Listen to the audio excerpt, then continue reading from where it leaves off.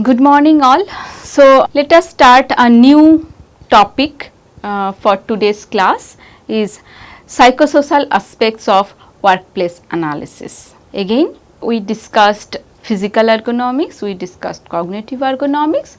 Now when we are talking about psychosocial aspects, it's very important because when we are at workplace we are not individual, right? So we are working in a place where there are different people, different person, and we are interacting with them, we are interacting within us, right? And then we are actually performing. So understanding the psychology of that particular work with in association with the social context, when we are talking about ergonomics principle and the behavior of those workers, then it becomes a broader field where people can understand more about the performance of that particular operator, working capacity or capability, and the kind of productivity we are talking about. So psychosocial aspect is very important component when we talk about ergonomics. So let us understand what are the psychosocial risk factors are. So psychosocial factors arise from poor work design, organization and management. So if these things are there, then definitely you will get a risk. Also poor social context. So work design, organization and management and social context, if these all things are poor, then you may have a psychosocial risk, okay, which has a big negative impact on your physical capacity, capability as well as mental health. Okay. So we are going to discuss about these few things today. So these negative psychological, physical and social outcome has effect on the work related stress. Especially it creates depression, reduced motivation and finally it affect the output. So these things can be two type. One is personal, another is organizational. If we are talking about personal factors, maybe anxiety, depression are the results, whereas we are talking about organizational factor, causes may be excessive workload, conflicting work demand, lack of role clarity, lack of control over the job, poorly managed organizational change, job insecurity, many other things, low salary and all those things, right? So these are some organizational factor which really can affect your performance. So how these personal and organizational factors actually is associated with the productivity and performance of that particular worker or operator and their own personal health, especially musculoskeletal system, sometimes digestive system, sometimes the neural system. So we are going to discuss that today. So it is an established fact, like already there are varieties of studies available which says that psychosocial factors plays an important role in the development of work related MST. Okay. So the detailed relationship has been established for both personal and workplace factor, and the effects of the psychosocial factors have been observed mostly in the case of neck, shoulder and low back mainly. But if we talk about the psychosocial stress or psychosocial risk factors, it has most strongest relation with your neck pain. Now if you are currently working and really the kind of work space or workplace you have at your organization, or you have seen people where the workplace factor has an impact, try to correlate or try to visualize those symptoms or features with this particular concept. So if we are talking about high amount of psychosocial risk, you will get lot of neck related issue. So that is already an established fact, nothing to establish over here. So there are different causal pathway models have been developed, and they have established it how those impacts are there on the development of the different effects like neck pain, back pain or shoulder pain, mainly neck pain. Okay. So, I'll just explain one or two models. So, it was described particularly in the context of cardiovascular disorder in occupational setting. So, it is a demand control support model. Okay. So, by terminology itself you do understand you have demand, you have control, you have support, and how these three factors is associated or related in a particular context, and how those has an impact on the development of the cardiovascular disorders. So, these three factors least control over are actually least control over job, highest demand and least amount of support. If these type of situation arise, it results in highest level of risk from the workplace. So, a similarly impressive relationship can be established with cardiovascular disorder, but it has not been established the way it has been established for the other factors. So, the reasons are less number of studies available. So, you have a scope to do different studies over there, of course in Indian context maybe, or occupational specific occupation, maybe all occupation or all kind of workplace are not reacting the same way or same intensity how the others are. Okay. So, let us understand this particular demand control support model. So, if we are talking about three dimension, so one is control, another is y axis demand and z axis is the support. Then if you are in this particular segment, you have low risk. Okay. So, low demand, high control, demand is less, control is very high, you have support as well. So, you have low risk. Just on the opposite side where demand is very high. So, your boss is saying yes, you have to do this, you have to do that, and all these demands are there, but over that you do not have much control, you do not have much support on that particular job, then you are at very high risk. But these two components where all are in moderate condition, maybe like control is less, demand is also less. So, you do not have much problem, right. Here you have high control, high support, high demand.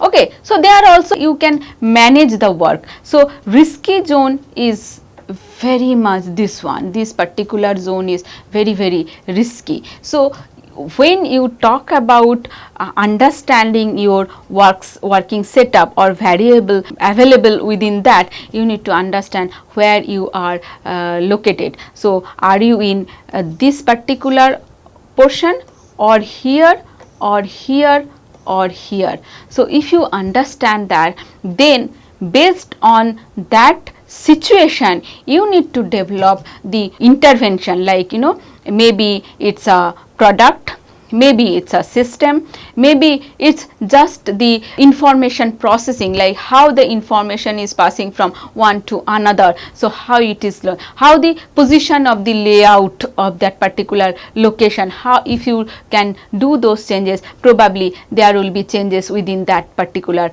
model. Right. So, this is the very important model we normally use in the field of psychophysiology. Of course, this is a published paper, you can read this particular paper and then get more information. So, another model is conceptual model.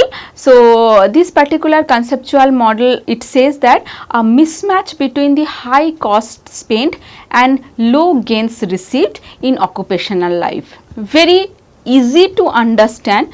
When you are spending so much in terms of energy, in terms of your effort, in terms of your in terms of your maybe money, whatever. So, if you are spending lot of things but you are gaining back very less, then if there is a mismatch, then of course there will be a stress or there will be a problem in the occupational life, which can lead to physical and psychosocial disorders. Okay.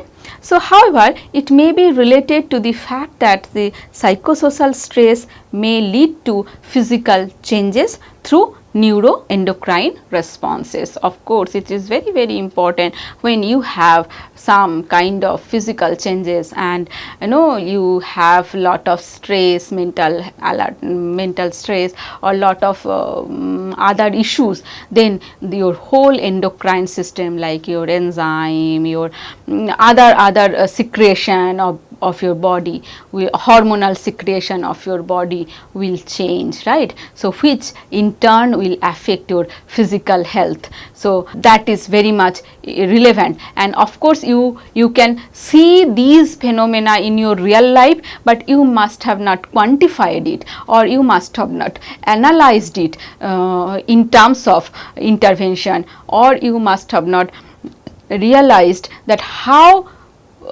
to control those causal factors. So, if you can do that root cause analysis, of course, you can develop an intervention program which will be very, very successful. So, understanding these pathway are very, very important. So, of course, there is an effect of biological stress on the musculoskeletal system. So, this is one more model that says the effect of biological effects of stress on the musculoskeletal system. What it says? It says that psychological stress and musculoskeletal systems feedback relationship. So, if you have psychology, the same way like the first slide when I was trying to explain, it is an established fact. If you have lot of mental stress or psychological state, you can see lot of neck trouble, lot of shoulder trouble, lot of back trouble, right? So, it's again it's a musculoskeletal disorder. So, according to this particular model, that psychosocial factors may be job control, job clarity, or whatever. So, influences the biomechanical loads through enhancement or reduction of tolerance. So, when the tolerance level changes, the effect will be there on your musculoskeletal system.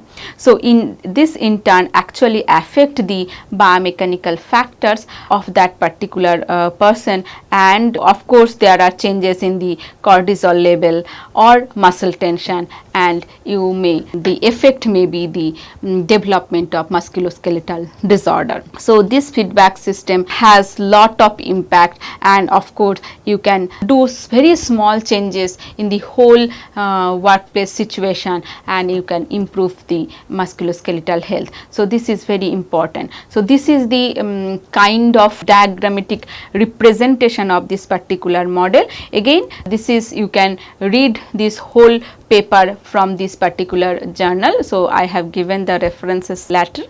So, you have biomechanical load which can impact your tolerance level. If it is increased or exceeds, if it is decreased or exceed, ultimately it will impact your tissue responses. Now, here you have psychosocial load which has impact on hormones and muscle tension, which again in turn has effect on the tissue responses. So, when you have all these, finally it is going to affect on the work related MSD. Now, if you know all these things, let us understand how it is happening. It is happening from indirect effect, that is the psychosocial load, maybe job control, job demand, or many other factors, or from the biomechanical load like awkward posture, very high lifting, or many other things. So, indirect and some biomechanical aspects will be there, and then finally impact will be here as the work related musculoskeletal disorder. So, maybe when we start evaluating that particular workplace, we may see the response here, work related musculoskeletal disorder. So, maybe at a particular workplace 10 persons are there, 10 operators are there, and you have seen 7 out of 10 are saying I have neck pain, I have back pain, or something like that. Now, you may say this is purely a physical responses, but really not.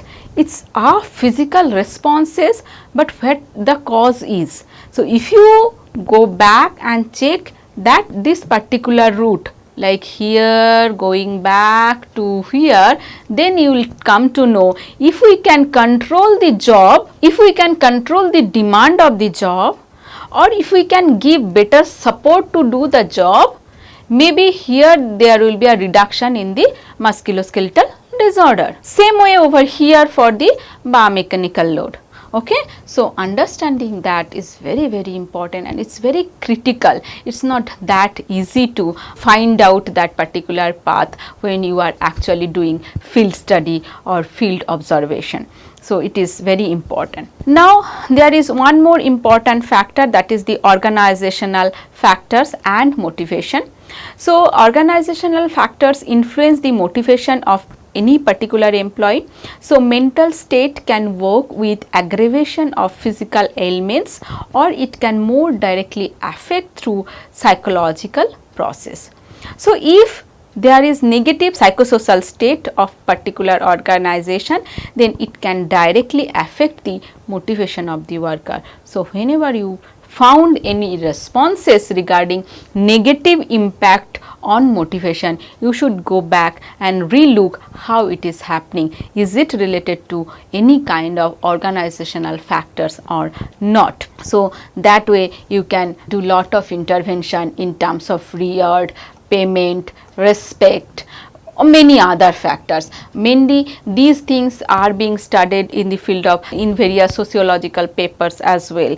Okay, but of course when we are talking about productivity and how these factors are related, we are talking about and intervention, we are talking about ergonomics. Now when we understand all these things, let us understand how we are going to evaluate it, because the course objective is evaluation or analyzing the ergonomic workplace. So in the workplace, how we are going to evaluate it. So there are varieties of process. So I will be discussing few of them. Let us understand how we can assess the psychosocial environment. So we have stress arousal checklist, we have job stress questionnaire, we have work style questionnaire, we have NIOSH generic job stress questionnaire. These four are mainly used, but these are not only four. Apart from that, we have many others. Okay, so based on your own context, you can use either any one of them or whatever available relevant to your context, or you can develop something very new for your requirement and then you can validate it. Okay. So let us understand what this particular stress arousal checklist says. It has total 45 adjective. It is being developed in 1978. So it's a very old set of checklist. So it asks to give the rating all these four adjectives into 4-point scale. Finally, it developed from this activation deactivation checklist. So this is the source. From there they have developed this particular checklist. So you can use this for your context, or if it matches to your context. Another is job stress questionnaire. Again, Kaplan developed it in 1975, quite old. So it has 13 items. It's basically a kind of questionnaire, and 4-dimensional P-fit model is available in this particular job stress questionnaire. So these 4 dimensions are: one is workload, second is role conflict, role ambiguity, and utilization of your skill. Now if you see these terminologies, so I am not going into detailing of this particular questionnaire. So if you have this questionnaire, you can collect it and you can use and try to understand these variables. So if you talk about workload, now if the kind of workload is there, if it is quite high, of course it has a negative impact on your productivity or on your physical health.